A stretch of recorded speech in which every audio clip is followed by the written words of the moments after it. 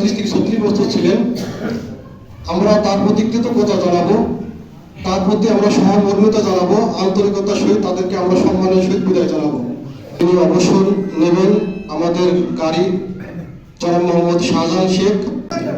সেই জন্য আমরা নির্ধারণ করেছি গাড়িটা এই রাস্তাতে যাবে, যে একেবারে ওই যে শফি মাস্টারদের বাগান, ওই বাগান থেকে ঘুরে গাড়িটা আবার রিফুজি পাড়ায় যাবে। রিফুজি পাড়ায় ঘুরে তারপর ইমাম সাহেবের বাড়িতে যে ইমাম সাহেবকে রেখে গাড়ি ফিরে আসবে। ঠিক আছে? পাশাপাশি আমরা তাদেরকে মানে বিদায় জানানোর জন্য ঘোড়া গাড়ি যদি জোরে যাবে, ওটা আসতে যাওয়ার সুযোগ আছে, আমরা সাথে সাথে যাওয়ার চেষ্টা করবো সবাই মিলে।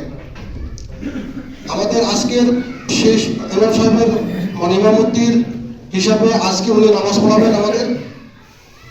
আর ইমাম সাহেবের অনেক বক্তব্য আছে, কথা আছে।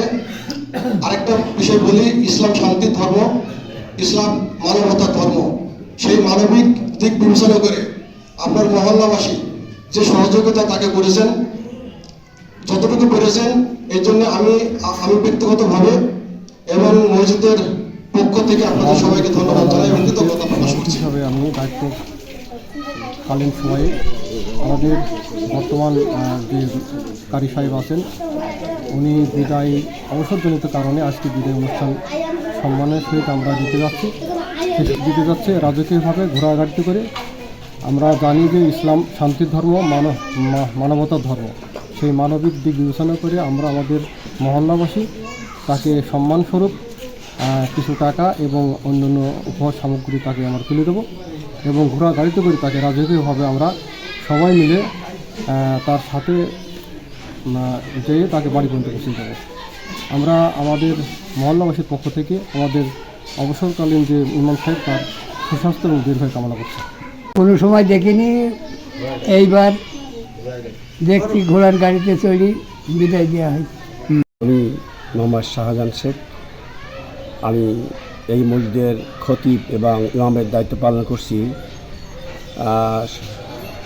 সম্ভবত 35-36 বছর।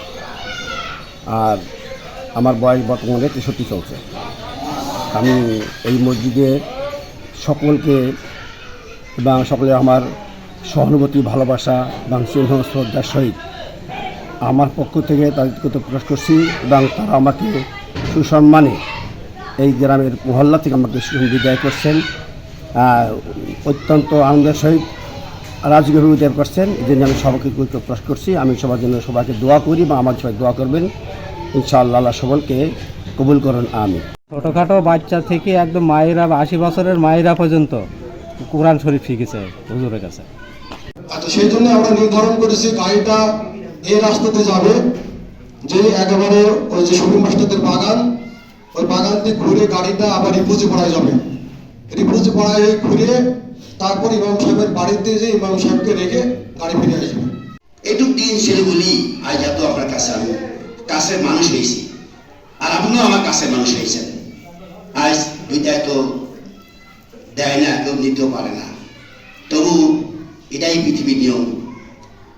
তাই সবার কাছে আমি দোয়া চাই, দোয়া নিয়ে আমার জন্য দোয়া করবেন, আমি যেন বাকি জীবনটুকু এই যে অবস্থায়, যে লেবাসে, যে পোশাকে, যে দিয়ে আমার জীবনটা কাটছে, এই যেন আমার এই লেবাস, পোশাকে, তরিকা অনুযায়ী আমি সমস্ত দোষমুক্ত, নিন্দা, হিংসা থেকে দূর থাকতে পারি বা আল্লাহ নবীকে আমি আমল করতে পারি এবং আপনার সঙ্গে এই দিনই দায়িত্বে দেখা করতে পারি।